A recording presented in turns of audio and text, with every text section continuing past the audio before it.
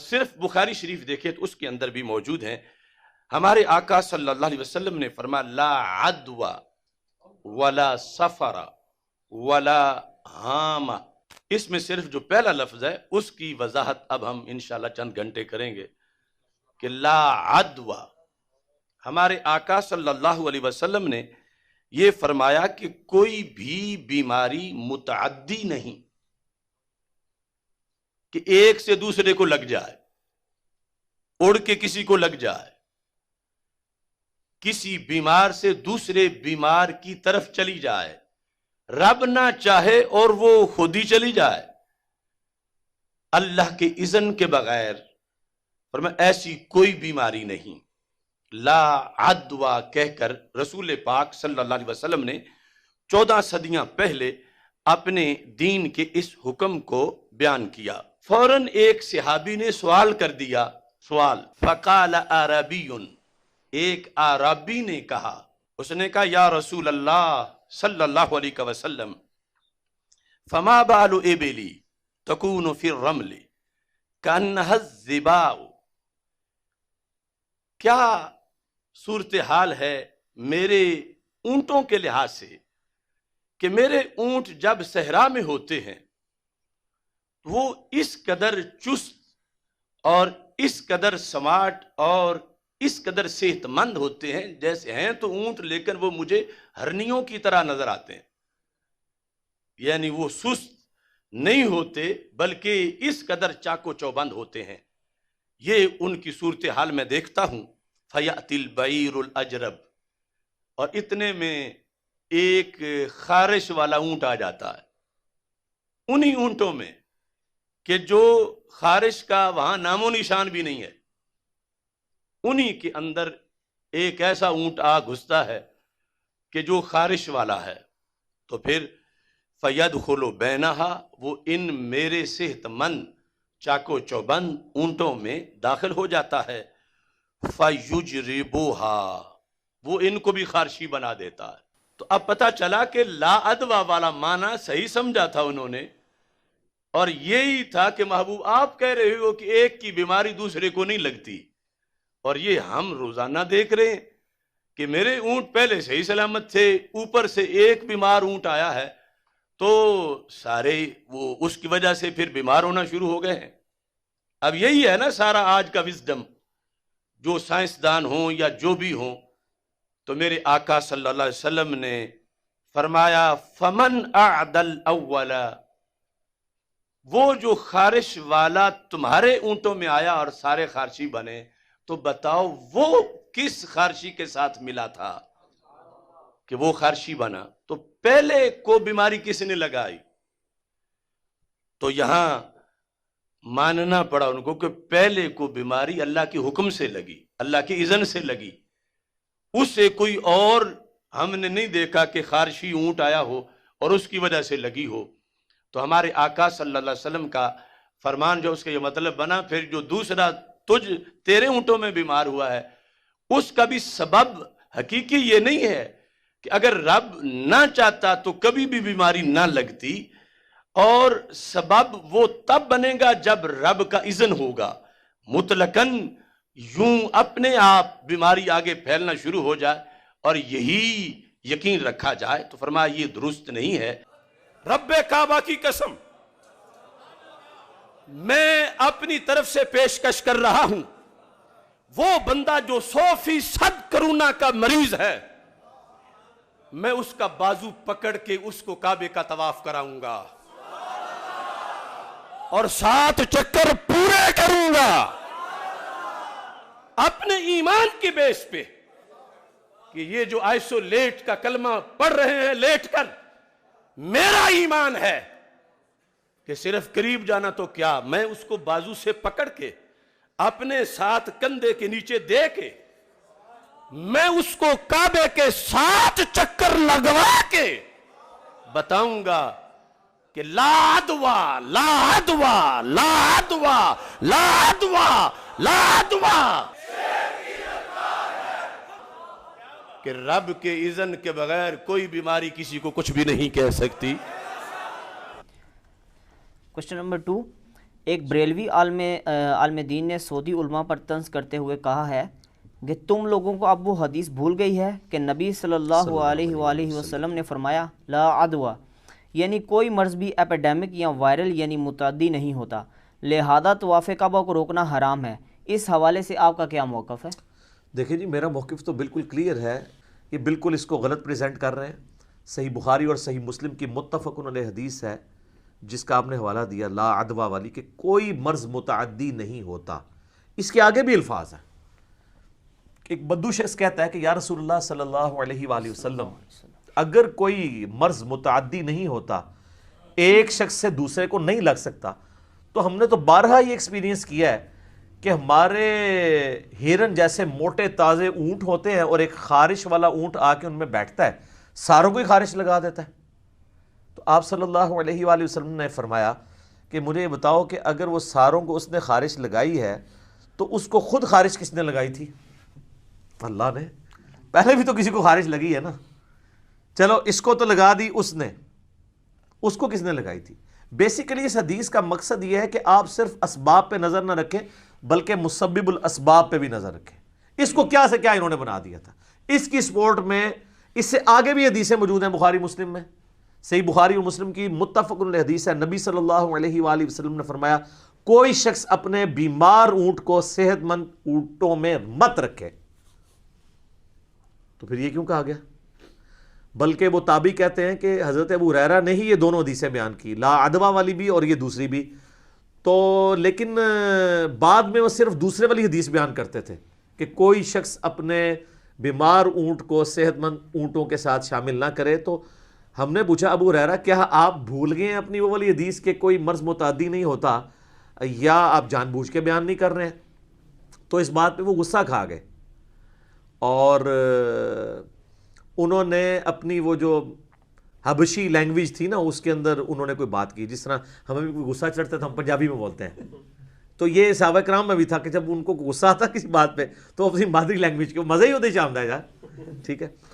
تو وہ پھر بعد میں انہوں نے پوچھا انہوں نے کیا کہا، انہوں نے کہا جی وہ اس بات کے اوپر غصہ کھا گئے ہیں، وہ اپنی زبان کے اندر کہہ رہے ہیں کہ حدیث یہی ہے جو میں بیان کر رہا ہوں۔ تو اس میں محدثین کے دو رائے ہیں، کچھ کہتے ہیں کہ حضرت ابو ہریرہ بھول گئے، کچھ کہتے ہیں نہیں بھولے نہیں ہیں، وہ بیسیکلی امت کو فائنل عقیدہ ناسخ و منسوخ کے اعتبار سے دینا چاہ رہے تھے کہ اصل حدیث یہی ہے، اور اس کے اندر یہ درس ہے کہ آپ نے ہر چیز کی ڈیوائن ریزن بھی سمجھنی ہے، پلس اس کے جو ظاہری معاملات ہیں ان کو بھی لے کے چلنا ہے۔ اور اس کو سپورٹو نبی علیہ السلام کی ایک اور مرفوع حدیث ہے جو بخاری کے اندر موجود ہے کہ نبی صلی اللہ علیہ وآلہ وسلم نے فرمایا کوئی مرض متعدی نہیں ہوتا، اور 7 الفاظ ہیں جزام کے مریض سے ایسے بھاگو، کوڑ کا جو مریض ہوتا ہے، جیسا کہ تم شیر سے ڈر کے بھاگتے ہو۔ تو اگر مرض متعدی نہیں ہوتا تو جزام کے مریض سے کیوں بھاگا جائے؟ یہ بھی ایک لا علاج مرض تھا، اور جو حضرت عیسیٰ علیہ السلام کے معجزات قرآن میں آئے ہیں، سورۃ المائدہ میں، سورہ آل عمران میں، سورہ مریم میں، ان میں ایک نا میں مادر ذات کوڑیوں کو بھی شفا دیتا ہوں اللہ کے اذن سے، یہ وہ جزام کا مرض۔ تو اس میں بھی اشارہ موجود ہے کہ مرض متعدی ہو سکتا ہے، ایپیڈیمک ہو سکتا ہے، وائرل ہو سکتا ہے۔ بلکہ مسلم شریف میں الفاظ ہیں کہ جب بنو ثقیف نے اسلام قبول کیا تو ایک شخص آیا جو کوڑ کا مریض تھا، تو نبی علیہ السلام باقیوں کو تو ہاتھ ملا کے بیعت کر رہے تھے، جب کوڑ کا مریض آیا تو آپ علیہ السلام نے اس کو اپنے پاس بلایا بھی نہیں، اور آپ نے فرمایا کہ اس کو باہر سے کہہ دو تمہاری بیعت ہوگی، تم چلے جاؤ۔ لہٰذا آج اگر کوئی آپ کا زکام یہ نزلہ دیکھ کے آپ سے مصافحہ نہیں کرتا، دور سے السلام علیکم کہتا ہے، تو اس میں کوئی ناراض ہونے والی بات نہیں ہے، یہ تو سنت ہے۔ اب اس کے تحت طواف کعبہ کے اعتبار سے جو انہوں نے کیا، پہلی تو بات ہے کہ اس عالم دین نے جھوٹ باندھا ہے سعودی حکومت کے اوپر۔ میں کوئی سعودی حکومت کا طرفدار نہیں ہوں۔ تاریخ میں بڑے بڑے نکمے حکمران آئے کعبے کی خدمت پر، مگر یہ حرکت انہوں نے نہیں کی جو آج والے کر رہے ہیں۔ انہوں نے مسلمانوں کے سر جھکا دیے، امریکہ کے شتونگڑے یہود و نصارہ کے ٹاؤٹ ہنس رہے ہیں کہ جو کعبہ جس کے گرد کبھی طواف نہیں رکتا تھا، لو دیکھو رکا پڑا ہے۔ لیکن خدا کے لیے انہوں نے صرف مطاف خالی کروایا تھا، طواف کی جگہ 30 منزل کے اوپر مسلسل طواف جاری تھا، اور انہوں نے اس ایریے کی صفائی کروائی، اور اس کے بعد انہوں نے وہاں پہ سائڈ کے اوپر ایک ٹینٹ ٹائپ کا ایک بارڈر سا لگا دیا ہے تاکہ کوئی شخص جا کے غلاف کعبہ کو یا کعبے کی بلڈنگ کو یا حتیم کو ہاتھ نہ لگائے، نہ حجر اسود کو چومے، کیونکہ سلائیوا کے ذریعے بھی یہ ٹرانسفر ہوتا ہے۔ تو ٹھیک ہے، استلام کر سکتے ہیں۔ بخاری مسلم میں حدیث ہے نبی علیہ السلام نے حجر اسود کو چوما بھی ہے۔ بخاری مسلم میں یہ بھی حدیث ہے کہ نبی علیہ السلام نے اس کے ساتھ لاٹھی مس کر کے لاٹھی کو چوما بھی ہے، اور بخاری مسلم میں یہ بھی حدیث ہے کہ نبی علیہ السلام نے دور سے اشارے سے بھی استلام کیا ہے، حالانکہ آپ کے لیے کوئی ہرڈل نہیں تھی، آپ ذرا سے قریب ہوتے تو صحابہ کرام ہٹ جاتے، آپ نے امت کے لیے راستہ چھوڑا ہے۔ حجر اسود کا وہ بوسہ اپنی جگہ، کوئی دور سے بسم اللہ اللہ اکبر کہہ کے استلام کرتا ہے، وہ حجر اسود اس کی گواہی دے گا۔ ترمذی میں یہ بھی حدیث ہے کہ یہ جنت سے اتارا گیا ایک یاقوت تھا، اور بڑا یہ وائٹ تھا، پھر لوگوں کے بدعمالیوں کے سبب یہ بلیک ہو گیا۔ اور بخاری مسلم میں ایک اور حدیث بھی ہے کہ سیدنا عمر رضی اللہ تعالیٰ عنہ علیہ السلام، جو کہ وابی نہیں تھے، وہ بابی بھی نہیں تھے، وہ حجر اسود کو جب بھی چومتے تھے تو کہتے تھے حجر اسود تو ایک پتھر ہی تو ہے۔ سر میں آپ کو وثوق سے کہتا ہوں، آج کے دور میں کوئی یہ بات کرے نا، اس کو حدیث نہ پتہ ہو تو اس پہ 295 CA لگوائیں گے، حجر اسود کی توہین کر دی ہے۔ یہ جملہ توہین آمیز نہیں ہے، آپ کی ڈاکٹرن میں، اسلام کی ڈاکٹرن میں بالکل فٹ ان بیٹھتا ہے۔ تو ایک پتھر ہے، نہ کسی کو نفع دے سکتا ہے نہ نقصان۔ میں اگر نبی علیہ السلام کو نہ دیکھتا کہ تجھے چوم رہے ہیں تو میں کبھی چومتا بھی نہ تجھے۔ یہ عقیدہ انہوں نے امت کو دیا۔ اب مجھے بتائیں، جنت کا یاقوت ترمذی میں آیا، اس کا سٹیٹس یہ ہے کہ وہ نفع نقصان نہیں دیتا، تو آپ کو وہ کہتے ہیں آپ جناب ادھر زمرد پہن لیں، یہ آپ کے دنیا کے جو یاقوت زمرد مرجان یہ کیا کریں گے؟ اور لوگ کہتے ہیں جی تو سوٹ نہیں کرتا۔ سر سب تو بڑا یاقوت ہے جنت ہے، انہوں نے کہا نفع نقصان نہیں، تو آڑے سارے پتھروں والوں کے جو ہے کاروبار ٹھپ کر دیے حضرت عمر نے، لیکن یہ اس کے لیے جو کتابوں کے دین کو مانا ہے۔ تو یہ حجر اسود کا اگر یہ سٹیٹس ہے، اچھا اس میں وہ کہتے ہیں جی وہ ایک روایت ہے جس میں حضرت علی نے حضرت عمر کو ٹوک دیا اور کہا کہ عمر حجر اسود نفع بھی دیتا ہے نقصان بھی دیتا ہے، کیونکہ یہ اہل ایمان کے ایمان کی گواہی دے گا۔ تو حضرت عمر نے کہا کہ حضرت علی کا شکریہ ادا کیا اور فرمایا کہ بھئی اگر علی نہ ہوتا تو عمر ہلاک ہو جاتا۔ یہ جو جملہ ہے نا، یہ باقی روایتوں میں تو موجود ہے، اسی لیے تو چیف جسٹس آف حجاز حضرت علی کو حضرت عمر نے بنایا تھا، لیکن جو باقی کہانی ہے نا، اس میں ابو ہارون متروک اور کذاب راوی ہے جس نے یہ سٹوری گھڑی ہے۔ حدیث وہی ہے جو بخاری مسلم میں ہے، یہ دوسری جو حدیث ہے نا جو ساتھ کہانی شریف والی ہے، مستدرک الحاکم میں ہے، لیکن صحیح نہیں ہے۔ وہ تو میں نے کئی آپ کو دلائل دے دیے، سورہ حمیم السجدہ، سورہ یاسین، ابو داؤد ترمذی سے، ہماری انگلیاں جس جگہ پہ ہم نماز پڑھیں گے وہ جگہ بھی گواہی دیں گی قیامت والے دن۔ تو اس میں حجر اسود کی تو خصوصیت نہ رہ گئی۔ نفع نقصان والا معاملہ ہی کوئی نہیں، نفع نقصان کا مالک اللہ ہے۔ یہ مسلمانوں کا عقیدہ ہونا چاہیے کہ نفع نقصان کا مالک کون ہے؟ اللہ ہے۔ لہذا طواف کعبہ انہوں نے رکوایا نہیں ہے، وقتی طور کے اوپر انہوں نے صفائی کروانے کے لیے نچلا مطاف خالی کرایا، اوپر جاری تھا، اب بھی جاری ہے، آپ دیکھ لیں لائیو آ رہا ہے۔ پھر خام خواہ کسی کو کوئی تکلیف ہے، اب اس نے اپنا غصہ نکالنا ہے تو اس کا تو علاج ہمارے پاس نہیں ہے۔ اور میں انہی سے پوچھتا ہوں کہ یہ طواف کعبہ جو ہے یہ تو آل امیہ کے دور میں سب سے زیادہ رکا رہا ہے۔ صحیح مسلم شریف اٹھا کے دیکھ لیں آپ کہ جب یزید ابن معاویہ نے عبداللہ ابن زبیر رضی اللہ تعالیٰ عنہ علیہ السلام پہ چڑھائی کے لیے لشکر روانہ کیا تھا تو اس نے مکے پہ منجنیق کے ذریعے حملہ کر دیا تھا، جس میں غلاف کعبہ جل گیا تھا، کعبے کی دیوار ڈیمیج ہو گئی تھی۔ حالانکہ ابن زبیر سمجھتے تھے کہ یہ لوگ کعبے کی حرمت کا خیال رکھیں گے تو انہوں نے کعبے میں پناہ لی، اور ابن زبیر صحابی ہیں، تو اس وقت بھی یہ طواف کعبہ رک گیا تھا، کوئی حالت ہی نہیں تھی۔ اس کے بعد حجاج ابن یوسف کو جب گورنر عراق بنایا اور حجاز کی بھی گورنر بننے کی لالچ دی عبد الملک بن مروان نے، تو اس نے پھر 9 سال تک تو عبداللہ ابن زبیر کی حکومت رہی، پھر انہوں نے دوبارہ چڑھائی کی۔ اس دوران حضرت صحیح مسلم میں پوری ڈیٹیل حدیث ہے، اتنی دردناک، میرا یوٹیوب پہ کلپ آپ دیکھیں، آل امیہ کا پالتو دہشت گرد حجاج ابن یوسف۔ سر یہ آج کے تو دہشت گرد شاہی کوئی نہیں ہے جتنا بڑا وہ دہشت گرد تھا، وہ آپ کلپ دیکھیں، لاکھوں لوگوں نے وہ کلپ دیکھا۔ تو مسلم شریف کے الفاظ ہیں، ابن زبیر کو قتل کیا، ان کی لاش جو ہے نا وہ لٹکا دی اور یہودیوں کے قبرستان میں ان کو پھینکوایا، مسلمانوں کے قبرستان میں بھی دفن نہیں ہونے دیا۔ یہ وہ آل امیہ ہے جن لوگوں نے اوائل اسلام میں ہزاروں صحابہ زندہ تھے، ہزاروں تابعین زندہ تھے، انہوں نے طواف کعبہ اس وقت رکوایا تھا۔ باقی میں اس میں ضرور کہوں گا کہ سعودی حکومت نے جو عمرے کے اوپر پابندی لگائی ہے میں اس کو کنڈیم کرتا ہوں۔ ہاں جن علاقوں میں یہ وبا پھیلی ہے وہ لوگ عمرے کے لیے نہ جائیں، لیکن جن علاقوں میں نہیں پھیلی وہاں کے لوگ اگر وہاں پہ آتے ہیں تو وہ آ سکتے ہیں، کیوں نہ آئیں؟ وہ تو بخاری مسلم میں حدیث ہے، نبی علیہ السلام نے فرمایا کہ جب تم سنو کہیں پہ کوئی اس طرح کی وائرل متعدی مرض پھیل چکا ہے تو وہاں کے علاقے کے لوگ باہر نہ نکلیں، اور جو باہر کے لوگ ہیں وہاں نہ جائیں، اور وہاں کے رہنے والے لوگ اللہ کی تقدیر پہ راضی رکھیں، اللہ نے چاہا تو ان کو شفا ہو جائے گی، اور اگر وہ مارے گئے تو میری امت میں جو طاعون کے مرض میں اس طرح یا کسی وبائی مرض میں مر گیا وہ شہید لکھا جائے گا، تو وہ شہید ہو جائے گا۔ تو اب سعودی حکومت کے پاس اتنا پیسہ تو ہے کہ وہ کم از کم ایئرپورٹس کے پاس ایسے کیمپس لگا سکتے ہیں جس طرح ہماری گورنمنٹ نے ایران کے بارڈر کے اوپر لگائے ہوئے ہیں، تو وہاں پر لگائیں اور لوگوں کو چیک کر کے اندر کریں۔ اب کل کو حج بھی آ جانا، یہ تو کہہ رہے ہیں جی حج بھی اس موسم میں آ رہا ہے کہ جو ایسا اتنا گرمی والا موسم نہیں ہوگا۔ آپ کو پتا ہے ایران بھی اس میں آلموسٹ پہلے 3 نمبروں میں آ چکا ہے، اور وہ کس طرح وہ سارے وہاں پہ مزارات کو چاٹتے ہیں، وہ سلائیوا سے پھیل گئے۔ تو سعودیہ والوں نے بھی سوچا کہ بھی حجر اسود اور یہ سارا کچھ کریں گے یہاں سے بھی پھیلے گا، تو انہوں نے وہ حصہ سیل کر کے باقی طواف کعبہ تو نہیں رکوایا ہوا، ٹھیک ہے، ماسک سارے پہن کے اپنے معاملات کو لے کے چل رہے ہیں، اس میں تو کوئی ایسا حرج نہیں ہے،